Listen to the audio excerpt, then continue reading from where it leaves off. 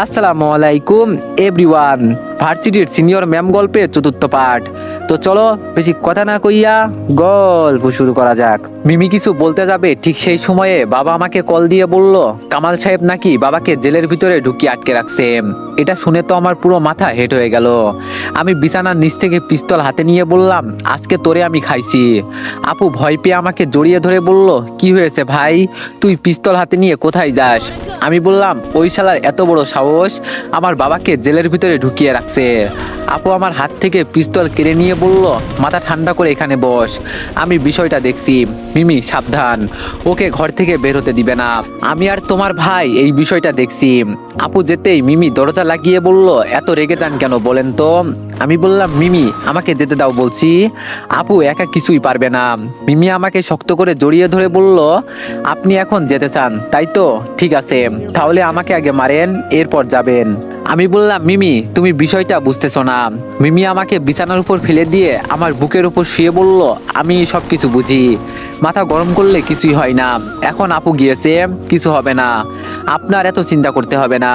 আমি মিমিকে এবার বুকের সাথে মিশিয়ে ধরে বললাম, আমাকে এভাবে যে জড়িয়ে ধরেছো, যদি আমি কোনো অঘটন ঘটিয়ে দিই?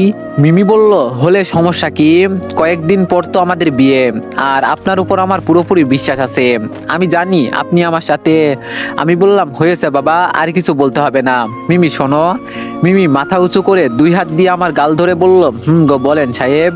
আমি বললাম, এক সময় আমি ধরে নিয়েছিলাম তোমাকে বিয়ে করব না, কিন্তু যখন শুনলাম বাবা মা তোমাকে পছন্দ করেছে, তখন চিন্তা করলাম। মিমি আমার বাকি কথা শোনার আগেই আমার উপর থেকে উঠে বলল, আমি কি জোর করছি যে আপনি আমাকে বিয়ে করেন? আমি জোর করে কারো সাথে কিছু করতে চাই না, আপনি আপনার পছন্দ মতো বিয়ে করে নেন, আমি না করব না। আমি মিমিকে পেছন থেকে জড়িয়ে ধরে বললাম, হয়েছে ম্যাডাম, আর রাগ করতে হবে না, তবে আপনি আমাকে একটু যত্ন সহকারে ভালোবাসবেন, তাহলেই হবে। এই নেন ফোন, আপুকে কল দিয়ে দেখো কি বলে। আমার কথা মতো মিমি কল দিতেই আপু বলল, সবকিছু সমাধান হয়ে গেছে, আমি বাবাকে নিয়ে বাসায় আসছি। মিমি আমার হাতে ফোনটা দিয়ে বলল, দেখলেন তো ভাবি কি সুন্দর বিষয়টা সমাধান করে দিল, আপনি তো শুধু পারেন ঝগড়া করতে। আমার কাছে কামাল সাহেবের নম্বর আগে থেকেই ছিল। আমি ওনার নম্বরে কল দিতেই কামাল সাহেব ফোন রিসিভ করে বলল, আমি থানা থেকে বলছি, বলেন আপনার কি উপকার করতে পারি? আমি বললাম, হাত পা কেটে বস্তার ভিতরে ঢুকিয়ে রাখবো, কেউ বলতেও পারবে না তোর শত্রুতা আমার সাথে। এর মাঝে আমার বাবাকে টেনে নিয়ে আসলি কেন? ওপাশ থেকে কামাল সাহেব বলল, ও তুই, ভাগ্য বলো যে তোরে সেই দিন ম্যাডাম বাঁচিয়ে নিয়েছে, আমার সাথে শত্রুতা করে খুব বড় ভুল করে ফেললি, এর হিসাব কিন্তু আমি হাতে নাতে বুঝিয়ে দিব, বুঝিস কিন্তু। মিমি ফোনটা টান দিয়ে নিয়ে কল কেটে দিল, আর আমার উপর রাগি চেহারায় তাকিয়ে বলল, এই আপনি কবে ভালো হবেন বলেন তো? পারেন তো শুধু গাধার মতো ঝগড়া করতে। বিয়ের পর যদি এইসব কিছু করেন না, তাহলে আপনাকে ছেড়ে আমি অনেক দূরে চলে যাব, এই বলে দিলাম। ভাবছিলাম আপনি হয়তো ভালো হয়ে যাবেন, কিন্তু না, ভালো হবেন না, থাকেন আপনি আপনার মতো। যাক বাবা, মিমিও রেগে চলে গেল। আমি এবার বিছানায় শুয়ে এক ঘুম দিলাম। ঘুম থেকে উঠে বের হয়ে দেখি সবাই একসাথে মিলে আড্ডা দিচ্ছে। আমাকে দেখে আম্মু বলল, বাবা মিমি নাকি আজকে চলে যাবে, যা ওকে একটু এগিয়ে দিয়ে আয়। মিমি আমার উপর রাগ দেখিয়ে বলল, আমাকে এগিয়ে দিয়ে আসতে হবে না, আমি একাই যেতে পারবো। ভাবি তাহলে আমি গেলাম। মিমি বাসা থেকে বের হতেই আপু আমাকে ধমক দিয়ে বলল, এভাবে হাবলা হয়ে দাঁড়িয়ে না থেকে মিমিকে এগিয়ে দিয়ে আয়, যা, মেয়েটা একা একা যেতে পারবে না। আপুর কথা শুনে বাসা থেকে বের হতেই দেখি মিমি রিক্সার জন্য রাস্তার পাশে দাঁড়িয়ে আছে। আমি গিয়ে ওর পাশে দাঁড়িয়ে বললাম, সরি। মিমি কোনো কথা না বলেই দাঁড়িয়ে আছে। আমি আবার বললাম, সরি ম্যাডাম, আমার ভুল হয়ে গেছে, আমাকে মাফ করে দেন প্লিজ। মিমি রিক্সায় উঠে গেল আমাকে একা রেখে। আমি তাড়াতাড়ি মিমির পাশে বসে ওকে এক হাত দিয়ে জড়িয়ে ধরে বললাম, যাও, তোমাকে আমি কথা দিলাম আজকের পর থেকে আর কখনো ঝগড়া করব না। মিমি এবার কান্না করে আমার বুকে মুখ লুকিয়ে বলল, আপনার কিছু হলে বুঝি আমি থাকতে পারবো? আপনি বোঝেন না কেন আপনাকে আমি কতটা ভালোবাসি? আমি বললাম, একদম কান্না করবে না, আমি বললাম তো আজকের পর থেকে আমি কারোর সাথে কোনো ঝগড়া করব না। মিমি বলে চোখের পানি মুছে বলল, আপনাকে ছেড়ে দিতে ইচ্ছে করছে না, কিন্তু কি আর করব, যেতে তো হবেই, না গেলে আবার আপনাকে স্বামী হিসাবে পাবো না। আসছিলাম ভাবির বাসায় বেড়াতে, বুঝি নাই এই অল্প সময়ে ভাবির ছোট ভাই আমার মন কেড়ে নিবে। Love you so much. আমি বললাম, তা রুই মাছ নাকি বোয়াল মাছ? মিমি বলল, এই দিব কিন্তু একটা, মজা করবেন না। মিমি ওর ব্যাগ থেকে কিছু টাকা দিয়ে আমার পকেটে গুজে দিয়ে বলল, সিগারেট খাওয়া কমিয়ে দিবেন, আমাকে কিন্তু নিয়মিত কল দিবেন, না হলে আপনার অবস্থা খারাপ করে দিব। আমি বললাম, এই পাগল হয়েছো, আমি টাকা দিয়ে কি করব? মিমি বলল, কিছু করতে হবে না, আমার হবু হাজবেন্ডকে আমি টাকা দিয়েছি, তাতে আপনার কি? আমি বললাম, আচ্ছা বাবা সরি, আমার ভুল হয়ে গেছে। বাস স্টপে আসতেই মিমি রিক্সা থেকে নেমে আমাকে জড়িয়ে ধরে বলল, নিজের খেয়াল রাখবেন, আমি আসার আগ পর্যন্ত প্লিজ কারোর সাথে কোনো ঝামেলা করবেন না, নিজের খেয়াল রাখবেন আর ঠিকঠাক মতো খাবার খাবেন। আমি মিমিকে ছাড়িয়ে ওর কপালে একটা চুমু দিয়ে বললাম, তোমার প্রতিটা কথা আমি অক্ষরে অক্ষরে পালন করব, এখন তাহলে যান। মিমি বলল, আমার আরো কিছু চাই। আমি বললাম, যত যা লাগবে বিয়ের পর দিব, এখন যাও। মিমিকে বাসে তুলে দিয়ে বাসার দিকে আসবো, তখন পাশ থেকে রাসেল ওর বন্ধুদের সাথে বলছে, ইস বেচারা নতুন নতুন বিয়ে করবে, তবে বিয়ে করে আর কি লাভ, বিয়ের আগেই তো ওর সাথে আমরা সবকিছু করে নিব, বেচারা অসহায় বয়ফ্রেন্ড। আমি রাসেলের কথা শুনে চুপচাপ আমার মতো আমি চলে যেতে লাগলাম। আমি মিমিকে কথা দিয়েছি, এই কয়েকদিন আমি কারোর সাথে কোনো ঝামেলা করব না। হেঁটে হেঁটে বাসায় চলে গেলাম, ভাবলাম বিয়ের পর একেবারে কলেজে যাব, এই জন্য আর কলেজে আমার যাওয়া হয় নাই, বন্ধুদের সাথে যোগাযোগ করা আমি বন্ধ করে দিয়েছি। ওরা সব কয়টা স্বার্থপর, ওরা শুধু ওদের চিন্তাই করে। এই কয়েকদিন মিমির সাথে আমার সম্পর্ক আরো গভীর হয়েছে, প্রতিদিন ওর সাথে মিনিমাম 7-8 ঘন্টা কথা বলতে হতো। আমি বকা দিতেই ও শুধু কান্না করতো। দেখতে দেখতে বিয়ের সেই কাঙ্ক্ষিত দিন ঘনিয়ে আসলো। আজকে সারা রাত মিমি আমার সাথে কথা বলছিল, একটুও আমাকে ঘুমাতে দেয় নাই। ওকে কত করে বললাম সকালে আমাদের বিয়ে, একটু ঘুমাতে দাও আমাকে, কিন্তু ও আমার কথা শোনেই নাই।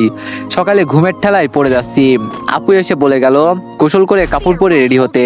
মেহমান মোটামুটি সবাই চলে আসছে, বিছানা থেকে উঠে বসলাম, মাত্র ঠিক সেই সময়ে অচেনা নম্বর থেকে কল এলো। আমি ফোন রিসিভ করে ঘুম ঘুম কণ্ঠে বললাম, হ্যালো, কে বলছেন? ওপাশ থেকে ধাঁধালো রাগী কণ্ঠে হুঙ্কার দিয়ে বলল, আধা ঘন্টার ভিতরে রেডি হয়ে কলেজের সামনে থাকবে, না হলে জীবনের মতো পড়াশোনায় লালবাতি বসিয়ে দিব। সকাল সকাল রিয়া ম্যাডামের এমন কণ্ঠ শুনে আমার ঘুম উড়ে গেল।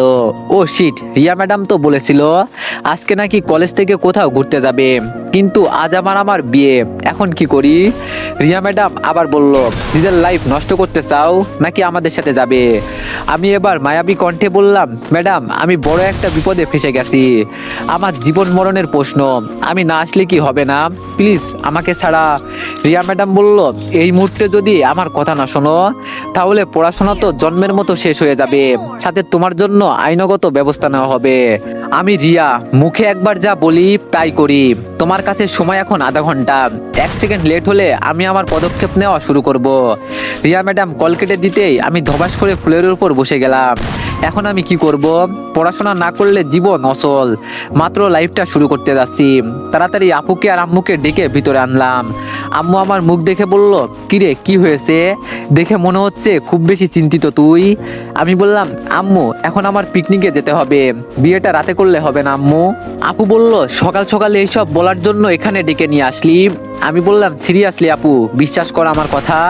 আপু ধমক দিয়ে বলল, কি বলিস এইসব তুই? মাথা খারাপ হয়ে গেছে? আজকে তোর বিয়ে আর তুই বলিস এখন পিকনিকে যাবি, এটা আবার কেমন কথা? আমি আপুকে রিয়া ম্যাডামের বলা সম্পূর্ণ কথাগুলো খুলে বললাম। সব শুনে আম্মু বলল, এত ক্ষমতাশালী হয়ে গেল তোর প্রিন্সিপাল ম্যাম, দাঁড়া আমি বিষয়টা দেখছি। আমি বললাম, আম্মু ওনার সাথে আমি কোনো ঝামেলা করতে চাই না, বলে যেও না, এই প্রিন্সিপাল ম্যাম কিন্তু তোমার ছেলের জীবন বাঁচিয়েছে, ম্যাডাম না থাকলে আজকে আমাকে এখানে দেখতে না।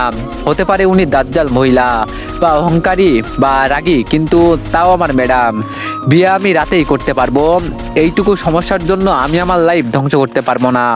পিকনিক থেকে ফিরে এসে আমি মিমিকে বিয়ে করব, এটাই একমাত্র রাস্তা। আপু বলল, কিন্তু ভাই আমার। আমি বললাম, সবাইকে যেভাবে বোঝানোর দরকার সেভাবেই বুঝাম, আর 15 মিনিট সময় আছে আমার কাছে। আমি শার্ট প্যান্ট পরে তাড়াতাড়ি রেডি হতে লাগলাম। আম্মু শুধু বলছে, কি হচ্ছে এইসব আমি কিছুই বুঝতে পারছি না, তোর মন যা চাই তাই করবি নাকি? আমি জানলার কাছে গিয়ে বসলাম, বাসা থেকে বের হয়ে গেলে সবাই ভাববে আমি হয়তো পালিয়ে চলে যাচ্ছি, এখন জানলা দিয়ে গেলাম। আর হ্যাঁ আপু, মিমিকে বলবি আমার জন্য অপেক্ষা করতে, আমি ফিরে এসে ওকে বিয়ে করব। জানালা দিয়ে বের হয়ে রিক্সা খুঁজতে লাগলাম, কিন্তু গাড়ির যেই জ্যাম, গাড়িতে গেলে 1 ঘন্টা সময় তো পার হয়েই যাবে। এর থেকে দৌড়ে যাই, এটাই আমার জন্য ভালো হবে। শেষে কোনো উপায় না পেয়ে দৌড়াতে শুরু করলাম। 1 মিনিট আগে চলে গেলাম কলেজের গেটের সামনে, গিয়ে দেখি রিয়া ম্যাডাম আমার জন্য এতক্ষণ অপেক্ষা করছিল। আমাকে আসতে দেখে উনি বলল, সবাই এখন গিয়ে বাসের ভিতরে বসো, অল্প কিছুক্ষণের মধ্যেই আমরা রওনা দিব। আমি নিচে বসে হাঁপাতে লাগলাম। আসলেই আমি রিয়া ম্যাডামকে যতটা ভালো ভাবছিলাম, তার থেকেও তিনি ততটা রাগী আর বদমেজাজি। রুদ্র সবার সাথে বাসের দরজার সামনে চলে গেল। আমি ওকে ডাক দিলাম, রুদ্র শোন একটু। রুদ্র আমার ডাক শুনে আমার দিকে ফিরেও পর্যন্ত তাকিয়ে দেখে নাই, ওর মতোই বাসে উঠে গেল। না, এভাবে বসে থাকলে চলবে না। আমিও গিয়ে বাসের ভিতরে বসি। বাসের ভিতরে গিয়ে দেখি সবাই সবার সিট নিয়ে বসেছে, শুধু একটা সিট ফাঁকা আছে, আর সেটা হলো রিয়া ম্যাডামের পাশে। আমি ভয়ে ভয়ে সিটের সামনে গেলাম, কিন্তু ম্যামের রাগ দেখে আর বসলাম না, চুপচাপ দাঁড়িয়ে আছি। বাসটার আপন গতিতে চলছে। পকেট থেকে ফোনটা বের করলাম, মিমিকে একটু কল দিয়ে দেখি ওর কি অবস্থা। রিয়া ম্যাডাম আমাকে বসতে বলে জানালার বাইরে তাকিয়ে আছে। আমি ভয়ে ভয়ে ওনার পাশে বসলাম। ফোনের ওপাশ থেকে মিমির কান্না মিশ্রিত কণ্ঠ শুনে আমি তাড়াতাড়ি ফোন কানে নিয়ে বললাম, এই তোমার কি হয়েছে, এভাবে কান্না করছো কেন? মিমি বলল, আপনি আমার সাথে আর কথা বলবেন না, আজকে আমাদের বিয়ে, আর আপনি পিকনিক করতে চলে গেলেন, নাকি আপনি আমাকে বিয়ে করতে চান না? যদি অপমান করার ইচ্ছা থাকে তো সোজা বলে দিলেই তো পারেন। এত এত মেহমান আসছে বাসায়, এখন আমার বাবা ওদের কি বলবে? আমি বললাম, মিমি আমি তোমাকে কথা দিয়েছি বিয়ে করব, আমি বিপদে পড়ে শুধু পিকনিকে যাচ্ছি, বিকালে নইলে রাত্রে ফিরে আসব, এসেই তোমাকে বিয়ে করব, কসম করে বলছি। আমি কেউ আমাকে না বুঝলে তুমি তো বোঝো, একটু অপেক্ষা করো। মিমি বলল, মনে থাকে জানো, যান আজকের মতো মাফ করে দিলাম, যে করে হলেই হোক তাড়াতাড়ি ফিরে আসবেন প্লিজ। আমি বললাম, ওকে আমার লক্ষ্মী বউ। পাশ থেকে রিয়া ম্যাডাম বলল, এইসব করার জন্য এখানে আসছো? পার্সোনাল কথা বলতে হলে বাসায় গিয়ে বলবে, এখানে না। আমি সরি বলে ফোন কেটে দিলাম। ফোনের স্ক্রিনের উপর একটা মেসেজের দিকে আমার নজর গেল। সেখানে লেখা আছে, রিয়া ম্যাডাম বহুরূপী, ওনাকে হয়তো তুই চিনলি না, বিয়ের আসর থেকে এসে খুব বড় ভুল করলি, হয়তো আর ফিরে যেতে পারবি না, তবে বন্ধু হিসাবে তোরে খুব মিস করবো রে, ভালো থাকিস বন্ধু। মেসেজটা পড়ে আমার মনে কেন জানি সন্দেহ হতে লাগলো। এর মাঝে মিমি মেসেজ করে বলল, আমার মন বলছে আপনার সাথে আজকে খারাপ কিছু হবে, প্লিজ আপনি ফিরে আসেন। আমি মেসেজগুলো দেখে চিন্তিত হয়ে গেলাম। হঠাৎ করে বাস থেমে গেল। রিয়া ম্যাডাম সবাইকে নামতে বলে বলল, সবাই এখন তাড়াতাড়ি যেন নৌকায় উঠে পড়ি। বাস থেকে নামতেই সামনে সুন্দর একটা দৃশ্য দেখে মনটা জুড়িয়ে গেল। চারিদিকে শুধু পানি আর পানি, মাঝখানে ছোট্ট একটা পাহাড় দেখা যাচ্ছে। আমার মনে হয় ওখানেই ম্যাডাম যাবে। সবার সাথে আমিও নৌকায় উঠে গেলাম। এতগুলো মানুষের মাঝে আমার নিজেকে কেমন যেন অসহায় অসহায় লাগছে। চুপচাপ নৌকায় বসে আছি একা। এর ভিতরে রিয়া ম্যাডাম আমাকে ডেকে বলল, এখানে এসে বসো তুমি। রিয়া ম্যাডাম নৌকার সামনে ছোট্ট একটা চেয়ারে বসে আছে। সামনে থাকা চেয়ারে আমাকে বসতে বলল। তবে আশ্চর্যের বিষয় এটা যে আমাকে রিয়া ম্যাডাম ডাক দিতেই সবাই নৌকার ভিতরে গিয়ে দরজা লাগিয়ে দিল। এইসব দেখে আমার মাথায় কিছুই ঢুকছে না। আমি চুপচাপ গিয়ে রিয়া ম্যাডামের সামনে দাঁড়ালাম। রিয়া ম্যাডাম আমাকে নিচে বসতে বলল। আমার ভিতরে এখন কেমন যেন একটা ভয় জন্ম নিয়েছে।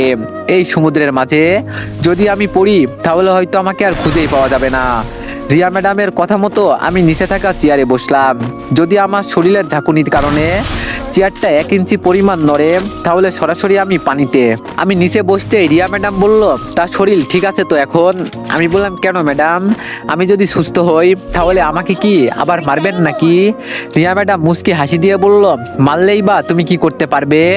আমি বললাম, ম্যাডাম ঠিকই তো বলছেন, আপনি মারলেই বা আমি কি করতে পারবো? কথায় কথায় তো বলতে পারেন পড়াশোনায় লালবাতি জ্বালিয়ে দিব। আপনি জানেন আজকে আমার বিয়ে ছিল, আমার হবু বউ। রিয়া ম্যাডাম বলল, তোমার এইসব কথা শুনতে আমি এখানে আসি নাই। তোমার বিয়ে নাকি এটা তোমার ব্যক্তিগত ব্যাপার, তবে মনে হয় না যে তুমি এই বিয়েটা করতে পারবে।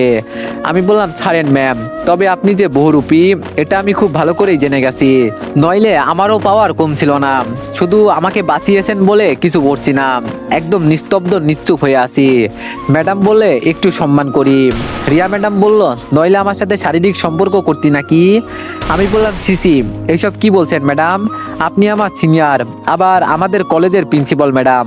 রিয়া ম্যাডাম বলল, ম্যাডাম না হলে কি, আমি বললাম আপনাকে। রিয়া ম্যাডাম বলল কি ধর্ষণ করতি? আমি বললাম প্লিজ ম্যাডাম।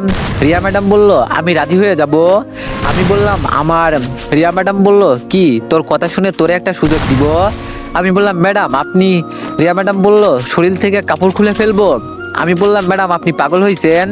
রিয়া ম্যাডাম বলল আমি পাগলাবো না করে তোর কথায় রাজি হয়ে যাব তাই তো? আমি বললাম আপনার কি হয়েছে? রিয়া ম্যাডাম বলল আমার কি হয়েছে যে আমি তোর কথায় রাজি হচ্ছি না তাই তো? আমি বললাম প্লিজ আপনার পায়ে পড়ি। আমি বললাম আমার পুরো কথা তো শুনবেন ম্যাডাম। রিয়া ম্যাডাম ঠাস ঠাস করে আমার গালে চড় দিয়ে বলল আমাকে কি বেশ্যাপাড়ার মেয়ে মনে হয় রে? আমার সাথে প্রেমের অভিনয় করে আমাকে রুমে নিয়ে গিয়ে শরীর থেকে কাপড় খুলবি, আবার নিজেও আমার সাথে মাস্তি করে তোর বন্ধুদের সামিল করবি। এত সস্তা রে আমি? দেশের বাইরে থেকে পড়াশোনা করে এসে তোর মতো বাচ্চা একটা ছেলের সাথে এইসব করব? আমাকে তোর কি মনে হয়? আমি ম্যাডামের রাগী চেহারা আর আমার সাথে তুই তুকারি করে কথা বলাই অনেক বেশি ভয় পেয়ে গেলাম। তবে উনি যে কি বললেন এখন আমার মাথায় কিছুই ঢুকলো না। আসলে উনি আমাকে কি বোঝাতে চাইছেন? আমি ভয়ে ভয়ে বললাম ম্যাডাম আমি কি কোনো অপরাধ করছি? আমার কথা শুনে রিয়া ম্যাডাম হতাশ হয়ে গেল। নৌকার নিচ থেকে হাতে করে একটু পানি নিয়ে মুখে দিল। ভদ্র দৃষ্টিতে আমার দিকে তাকিয়ে বলল আমার জায়গায় অন্য কেউ থাকলে তোরে খুন করে ফেলতো। তবে আমার ধৈর্য এখন শেষ হয়ে গেছে। আমি বললাম আমি কি করেছি এটা তো বলবেন। রিয়া ম্যাডাম বলল সত্যি তুই কিছু জানিস না? আমি বললাম জানলে কি না জানার ভান করতাম। থাক আর বলতে হবে না। এই কথা আমার বন্ধুরা বলেছে তো। ওরা আমাকে বলেছিল আমি যেন 1 লাখ টাকার বিনিময়ে আপনার সাথে প্রেমের অভিনয় করি, এইটুকুই। আমি রাজি হয়েছিলাম, কিন্তু যখন আপনি আমাকে বাঁচালেন তখন আমি ওদের সাথে সাথে না করে দিয়েছি। রিয়া ম্যাডাম বলল আমার সামনে বসে এখনো তুই মিথ্যা কথাই বললি। আমি বললাম এখানে আবার মিথ্যা কি? যা সত্যি তাই বললাম। রিয়া ম্যাডাম এবার রুদ্রকে ডাক দিল। রুদ্র দরজা খুলে বাইরে এসে বলল জি ম্যাডাম। রিয়া ম্যাডাম বলল ওর পরিকল্পনাগুলো একটু বলতো, নিজের কানে শুনতে চাই ও। মরার আগে এই আবদারটা একটু পূরণ করতে দে। রুদ্র আমার দিকে তাকিয়ে বলল তুই তো আমাদের বলেছিলি ম্যাডাম আমাকে সবার সামনে অপমান করেছে, এজন্য ওনাকে পটিয়ে ভুলিয়ে ভালিয়ে রুমে নিয়ে যাব, আর সবকিছু ভিডিও করে এই ভিডিওটা নিজের কাছে রেখে ম্যামকে ব্ল্যাকমেল করব। তুই তো আমাদেরকেও বলেছিলি তোরা থাক আমাদের সাথে, যাতে রিয়া ম্যাডামকে ব্যবহার করতে পারবি। আমরা তোর কথায় রাজি হই নাই বলে তুই এখন আমাদের সাথে কথা বলিস না। তুই তো এমন ছিলি না বন্ধু, এতটা নষ্ট হয়ে গেলি কিভাবে তুই? রুদ্রের কথা শুনে আমার মুখের ভাষা অটোমেটিকলি বন্ধ হয়ে গেল। মুখ দিয়ে আমার আর কোনো কথাই বের হচ্ছে না। এবার আমি খুব ভালো করে ওদের পুরো সাজানো নাটক বুঝতে পারলাম। আমি ওদের কথায় রাজি হই নাই বলে ওরা রিয়া ম্যাডামের সাথে উল্টাপাল্টা কথা বলে আমাকে ফাঁসিয়ে দিয়েছে। রিয়া ম্যাডাম চোখ লাল করে বলল জীবনে কোনোদিন একটা ছেলে পর্যন্ত আমার দিকে চোখ তুলে তাকিয়ে কথা বলার সাহস পর্যন্ত পাই নাই, আর তুই সেই দিনের একটা পিচ্চি ছেলে হয়ে আমাকে বলিস আমি তোর সাথে রুমে যাব? তোর মতো শয়তান ছেলে বেঁচে থাকলে কত কত মেয়ের জীবন নষ্ট হবে, এর কোনো হিসাব নেই। মৃত্যুর জন্য প্রস্তুত হ। আমি এবার তোরটাতে তোরটাতে বললাম কি বলেন ম্যাডাম? রিয়া ম্যাডাম আস্তে করে বলল তোরে মারার জন্য এখানে নিয়ে আসলাম, ভালো হবে না বল? একদিকে তোর হবু বউ অপেক্ষা করছে, আহা আফসোস হয় তোর লাজ যাবে বাড়িতে। রিয়া ম্যাডাম চুলগুলো বেঁধে হাতে একটা দড়ি নিয়ে বলল আমাকে দেখে তোর সাদাসিধা মেয়ে মনে হয়, কোথাও কোথাও মানুষ আমাকে দেখেই ভয় পায়, এখন তুই চাইলেও আমাকে ভিলেন বলতে পারিস। ভিতর থেকে আমার সবগুলো বন্ধু বের হয়ে আমার হাত পায়ে এমন ভাবে ধরলো আমি যেন আর নড়তে পারছি না। রিয়া ম্যাডাম দড়ি হাতে নিয়ে আমার দিকে তাকিয়ে বলল মরার আগে যদি তোর কোনো শেষ ইচ্ছা থাকে বলতে পারিস। আমি এবার হাসতে হাসতে বললাম মারার ভয় আমাকে দেখান। ওই কি যেন একটা কথাই আছে না, তাকে আল্লাহ মারে কে। আমি কোনো সময় মৃত্যুকে ভয় পাই না, তবে শুধু এটুকু বলবো যে আমি বেঁচে গেলে সবাইকে কাঁচা জ্যান্ত মরিচ মিশিয়ে চিবিয়ে চিবিয়ে খাবো। রুদ্র তোরে খুব বিশ্বাস করতাম, আর তুই? রুদ্র কিছু না বলে মাথা নিচু করে দিল। রিয়া ম্যাডাম আমার গলায় দড়ি রেখে বলল বাঁচার জন্য ইচ্ছা হয় না? আমি বললাম মরার ভয় আমাকে দেখাবেন না, মৃত্যুর হাত থেকে বেঁচে ফিরে আসলাম, সেখানে আপনি আবার আমাকে কি মারবেন? যেই মিথ্যা অপবাদে আমার সাথে এমন করলেন, বেঁচে থাকলে সবকিছু সত্যি করে দিব। রিয়া ম্যাডাম রাগে চোখ লাল করে আমার গলায় দড়ি চেপে ধরলো। সবাই আমার চারিদিকে ঘিরে ধরেছে, এজন্য আমি আমার হাত পা কোনো কিছুই নাড়াতে পারছি না। আমি এখন আমার সামনে মৃত্যুকে স্পষ্ট দেখতে পাচ্ছি। মৃত্যু এখন যেন আমাকে স্বাগতম জানাচ্ছে। ধীরে ধীরে আমার চোখ বন্ধ হয়ে যেতে লাগলো। আমি আর শ্বাস নিতে পারছি না, মনে হচ্ছে কিছুক্ষণের ভিতরে আমি মারা যাব। ঠিক তখনই মিমির নিষ্পাপ মুখটা আমার চোখের সামনে ভেসে উঠলো। ওকে কথা দিয়েছি যে আমি ওকে বিয়ে করব। নিজের জন্য হলে হয়তো আমি মরে যেতাম, আফসোস থাকতো না আমার, কিন্তু এখন আমাকে মিমির জন্য হলেও বাঁচতে হবে। চেয়ারে বসার আগে দেখেছিলাম যদি 1 ইঞ্চি চেয়ারটা নড়ে যায় তাহলে আমি সরাসরি পানিতে। রিয়া ম্যাডাম এমনভাবে আমার গলায় দড়ি চেপে ধরেছে, আমি আর শ্বাস নিতে পারছি না। শেষবারের মতো শরীরে যতটা শক্তি ছিল সবটা দিয়ে পিছনে একটা ধাক্কা দিলাম, যার ফলে আমি সবাইকে নিয়ে একসাথে পানিতে পড়লাম। পানিতে পড়তে গলা থেকে দড়ি সরে গেল। এখন জানো আমি আবার নতুন করে জীবন ফিরে পেলাম। রিয়া ম্যাডামকে সবাই উপরে টেনে তুললো। তখন যদি ওরা আমাকে দেখতে পায় তাহলে আমাকে ওরা বাঁচতে দিবে না। বলতে না বলতে রিয়া ম্যাডাম উপরে উঠে পানিতে আমাকে উদ্দেশ্য করে গুলি ছুটতে লাগলো। আমি ডুব দিয়ে নিজেকে বাঁচাতে চেষ্টা করছি, কিন্তু একটা গুলি এসে আমার ডান হাতে লাগলো। আমার হাতে গুলি লেগেছে দেখে রিয়া ম্যাডাম জোরে চিৎকার দিয়ে বলল, এখন পালিয়ে যাবি কোথায় চান্দু? ভাবছিলাম তোরে সুন্দর একটা মৃত্যু দিব, কিন্তু তুই তা হতে দিলি না। এখন কুত্তার মতো মারবো তোরে। আমি দূরে থাকা একটা নৌকা দেখে পানি থেকেই ডাক দিলাম, বললাম, চাচা আমাকে একটু সাহায্য করেন প্লিজ। নৌকায় বসে থাকা মুরব্বী লোকটা আমার কথা শুনে আমার দিকে তাকিয়ে দেখতে লাগলো কি হচ্ছে এখানে। রিয়া ম্যাডাম ধরা পড়ে যাবে এই ভয়ে উনি নৌকা ঘুরিয়ে চলে যেতে লাগলো। নৌকা থেকে পাভেল বলছে, ম্যাডাম ওকে মেরে ফেলেন প্লিজ, আপনি জানেন না ও বেঁচে গেলে কি করতে পারে আমাদের। জেলের নৌকা আমার আরো কাছাকাছি আসতেই আমি আর সাঁতার কাটতে পারছি না, হাত থেকে প্রচুর পরিমাণে রক্ত বের হচ্ছে। ধীরে ধীরে আমি ডুবে যাচ্ছি। মুরব্বী চাচা নৌকা নিয়ে এসে আমাকে নৌকাতে টেনে তুলে বলল, ওরা কি তোমাকে মারতে এখানে নিয়ে আসছিল? আমি বলতেই মুরব্বী চাচা বলল, চিন্তা করো না, তোমার কিছু হবে না, আমি এখানেই তোমাকে আমার বাসায় নিয়ে যাচ্ছি। আমার মেয়ে হাসপাতালের নার্স। পানি থেকে পাড়ের কাছাকাছি আসতেই আমি আমার মানিব্যাগ চাচার হাতে দিয়ে বললাম, এখানে যা টাকা আছে সবগুলো আপনি নিয়ে যান, আমাকে শুধু একটু হাসপাতালে নিয়ে যান, আরেকটা কল করতে দেন আমাকে। মুরব্বী চাচা বলল, বাবা তুমি এখন আমার বাসায় চলো। আমি বললাম, না চাচা এখন বাসায় যাব না, আপনি আমাকে এখানে যেই কাছাকাছি হাসপাতাল আছে সেখানে নিয়ে যান, ওরা এসে আমাকে দেখলে সত্যি সত্যি গুলি করে মেরে ফেলবে। আমার কথা মতো চাচা আমাকে হাসপাতালে নিয়ে গেল। আমি চাচার ফোনটা নিয়ে মিমিকে একটা কল দিলাম।